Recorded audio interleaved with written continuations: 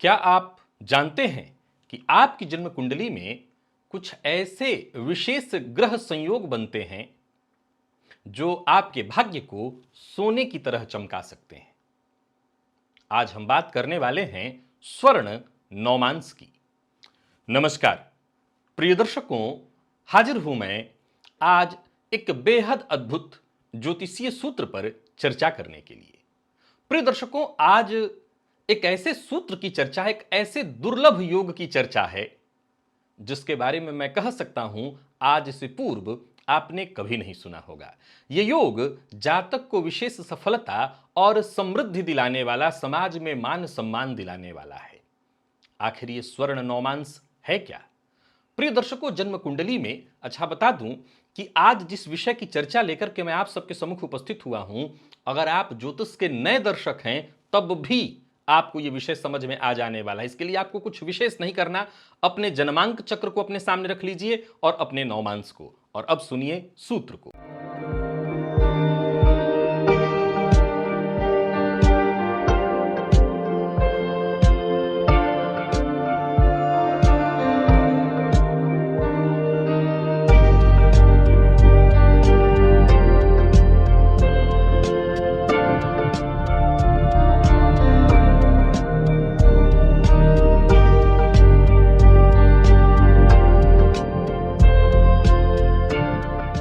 दर्शकों, जन्म कुंडली में जब कोई ग्रह नौमांस में, जन्मांक में चर्चा बाकी है, नौमांस में मेष, कर्क, तुला या मकर अर्थात चर राशि में हो तो इसी ग्रह स्थिति को स्वर्ण नौमांस कहा गया है। यह स्थिति ग्रह की ऊर्जा को विशेष रूप से, ग्रह की ऊर्जा को विशेष रूप से बढ़ाने वाली और जातक के जीवन काल में विशेष सफलता, शुभता प्रदान करने वाली है। प्रिय दर्शकों, स्वर्ण नौमांस की यदि विशेषता की मैं बात करूं तो स्वर्ण नौमांस में स्थित ग्रह जातक को अपने कर्मों और भाग्य को जागृत करने का विशेष अवसर प्रदान करते हैं। स्वर्ण नौमांस जातक को अद्वितीय बना देता है। हर क्षेत्र में ऐसा जातक विशेष ख्याति, प्रतिष्ठा हासिल करता है, चाहे वो शिक्षा का क्षेत्र हो, करियर में कहीं भी किसी भी फील्ड में हो, घर परिवार, धन, वैभव, हर चीज से ऐसा जातक संतुलित और सफल जीवन जीता है। मैं स्वर्ण नौमांस में स्थित सभी ग्रहों की चर्चा आपके सम्मुख करने जा रहा हूं, उससे पूर्व बता दूं प्रिय दर्शकों, स्वर्ण नौमांस की जैसी मैं चर्चा कर रहा हूं, इसके लिए सबसे पहले आपको अपनी जन्म कुंडली यानी जन्मांक चक्र खोलना है। मैं सूर्य से लेकर के केतु पर्यंत सभी ग्रहों की चर्चा करूंगा। कुछ ऐसी भी स्थितियां आपके सम्मुख उत्पन्न होंगी जिसको लेकर के मन में आपके संशय उत्पन्न हो। मैं प्रयत्न करूंगा कि उस संशय का भी निराकरण इसी कार्यक्रम में करते चलूं। अब मैं चलिए सबसे पहले बता दूं कि जिस जिस ग्रह की चर्चा हम स्वर्ण नौमांस में, ये तो आप जान गए कि किन ग्रहों की चर्चा और कहां होने वाली है। स्वर्ण नौमांस क्या है ये आपको मैंने बता दिया। जो चर राशियां हैं, चर, स्थिर, द्विस्वभाव, तीन तरह की राशियां होती हैं। तो मैंने कहा जो चर राशियां हैं, तो चर राशियां आप समझ गए। चर राशि जो पहले आती है मेष, कर्क, तुला और मकर, ये चर राशियां हैं। चर का अर्थ होता है चलते हुए, तीव्रता, जिसमें गति है। अब इन्हीं राशियों में जब जन्म कुंडली का कोई भी ग्रह, जन्मांक का कोई भी ग्रह बली अवस्था में नौमांस में दिखाई पड़े तो ज्योतिष शास्त्र के मर्मज्ञ कहते हैं कि ऐसा ग्रह कई गुना अधिक फल प्रदान करने वाला बन जाता है। प्रिय दर्शकों, सूर्य जब स्वर्ण नौमांस में होते हैं तो जातक को असाधारण आत्मविश्वास, नेतृत्व की क्षमता, समाज में विशेष पहचान दे देते हैं। ऐसा जातक प्रशासनिक पदों पर सफलता, पिता का इसे विशेष आशीर्वाद और समर्थन प्राप्त होता है।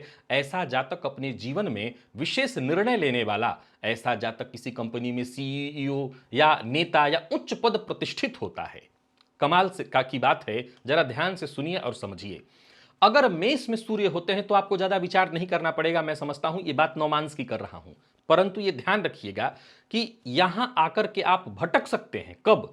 आपने जन्मांक में अगर ग्रह की स्थिति को नहीं देखा। वैसे तो आप सदैव ये मेरे मुंह से सुनते आए हैं कि नौमांस में ग्रह का बलाबल जैसा होता है उसी के फल को लिया जाता है, परंतु स्वर्ण नौमांस की जो चर्चा मैं आप सबके सम्मुख कर रहा हूं, इसके लिए जरूरी है कि जिस ग्रह को हम स्वर्ण नवमांश में देख रहे हैं वो जन्मांक में भी ठीक होना चाहिए।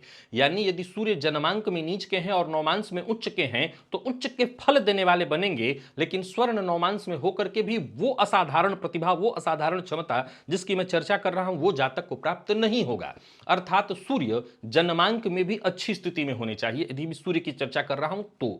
अब एक प्रश्न आपके मन में जरूर खड़ा होना चाहिए कि मैंने जिन 4 राशियों की चर्चा की है वो कौन कौन से हैं? तो मेष, कर्क, तुला। ये जो तुला राशि है, ये तुला राशि में तो सूर्य नीच के होते हैं। अब सवाल उठता है कि जिनकी कुंडली के जन्मांक में सूर्य अच्छी स्थिति में है, एक साधारण सा तर्क सुनिए कि सूर्य यदि जन्मांक में उच्च के हैं और नवमांश में नीच के हैं तो ये तो नीच का माना जाता है। तो अगर साधारण शब्दों में कहूं तो आज तो शास्त्री जी आप स्वर्ण नवमांश कह रहे हैं इसे। प्रिय दर्शकों, यहां पर एक विचारणीय तथ्य है।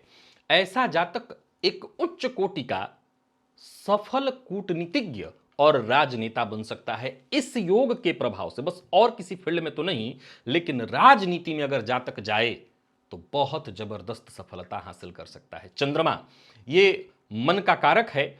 जिनकी कुंडली में चंद्रमा स्वर्ण नवमांश में हो, यानी मेष, तुला, कर्क या मकर में, तो ऐसा जातक मानसिक रूप से स्थिर, भावनात्मक गहराई को लिए हुए, समाज में लोकप्रिय होता है। इसकी जो रचनात्मकता होती हो बेहद उन्नत, परिवार भी बहुत सबल और श्रेष्ठ, माता का सदैव सहयोग, कला और साहित्य के क्षेत्र में ऐसा जातक विशेष ख्याति प्राप्त करता है। ऐसा जातक एक विशेष प्रसिद्ध लेखक हो सकता है, कलाकार हो सकता है, शिक्षक बन सकता है। ये जिस फील्ड में होगा वहां पर मान सम्मान सफलता हासिल करेगा। मंगल, आप जानते हैं साहस, ऊर्जा और संघर्ष के ये विशेष कारक ग्रह हैं। जिनकी कुंडली में मंगल स्वर्ण नवमांश में होंगे, ऐसा जातक संघर्ष करने वाला और संघर्ष के बल पर ही सफलता हासिल करेगा।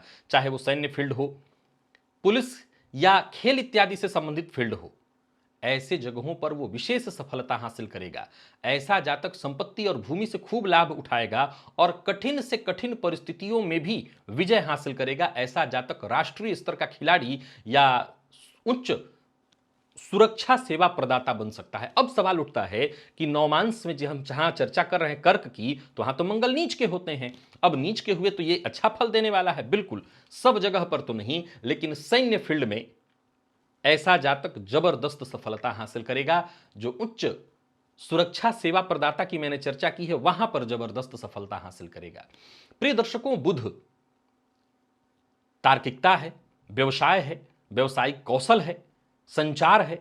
अगर बुध आपके स्वर्ण नवमांश में है, यानी मेष, कर्क, तुला अथवा मकर में से किसी में, तो आपको ये अद्वितीय संचार की शक्ति प्रदान करते हैं। ऐसा जातक व्यापार के फील्ड में जबरदस्त सफलता, धन से संबंधित क्षेत्र में विशेष उन्नति, शिक्षा और लेखन के क्षेत्र में विशेष ख्याति और बौद्धिक, जहां तर्क वितर्क वाली बातें होती हों वहां सदैव विजयी होता है। ऐसा जातक एक सफल कारोबारी, लेखक और गणितज्ञ बन सकता है।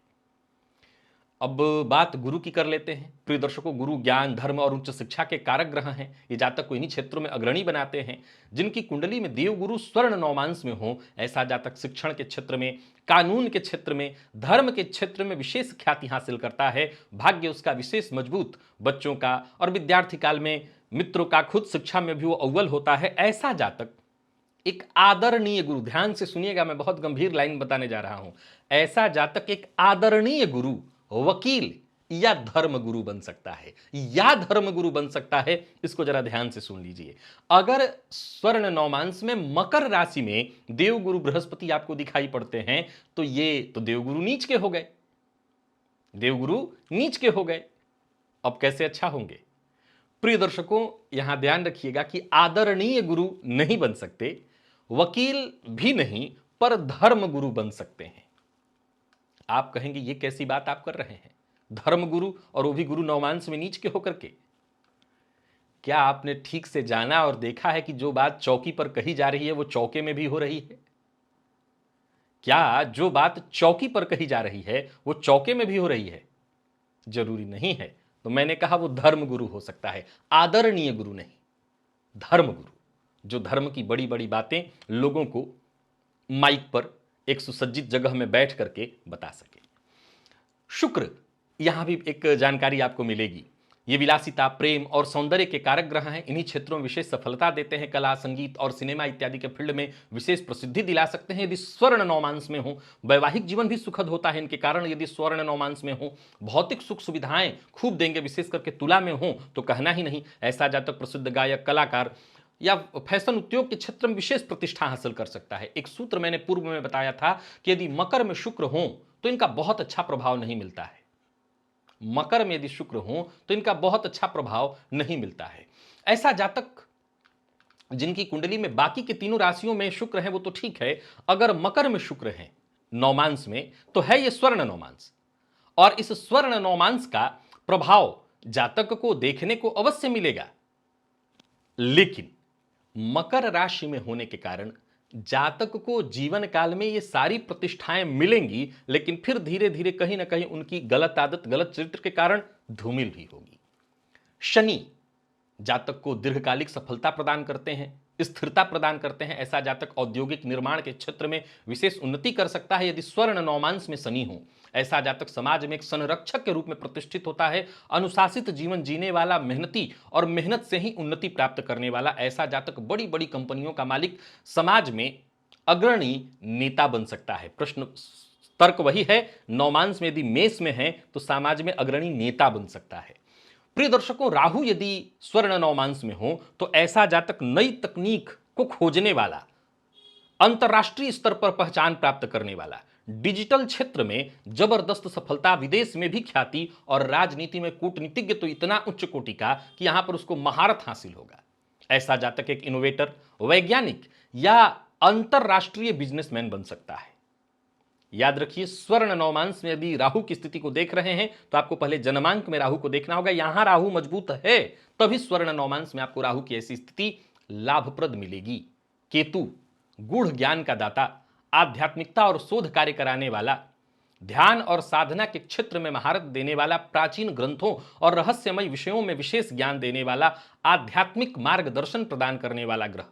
ये जातक को एक प्रसिद्ध साधु, योगी, शोधकर्ता बना सकता है। अगर ये स्वर्ण नौमांस में हो तो ऐसा जातक निसंदेह योगी बन सकता है, शोधकर्ता बन सकता है, समाज को नई दिशा प्रदान करने वाला व्यक्ति बन सकता है। पर यह ध्यान रखना जरूरी है कि यदि हम केतु के प्रभाव को समझना चाह रहे हैं तो हमें जन्मांक में केतु की स्थिति को अवश्य ही समझ लेना चाहिए। यदि जन्मांक में केतु अच्छी स्थिति में है तो फिर नौमांस में इन राशियों में निचर राशि में है तो यानी कि स्वर्ण नौमांस में है, ऐसे जातक को 100% वो समाज का नेतृत्व करता, नेता वाला नहीं, ज्ञान वाला, आध्यात्मिक नेतृत्व करता बना सकते हैं। आशा करता हूं ये विषय आपको भली भांति समझ में आ गया होगा। आज के लिए बस इतना ही, इजाजत दीजिए। देखिए आपकी कुंडली में कितने ग्रह स्वर्ण नौमांस में हैं, कौन से ग्रह स्वर्ण नौमांस में और उनका कितना प्रभाव आपको मिल रहा है। आज के लिए बस इतना ही, इजाजत दीजिए। पुनः मुलाकात होगी, तब तक के लिए नमस्कार।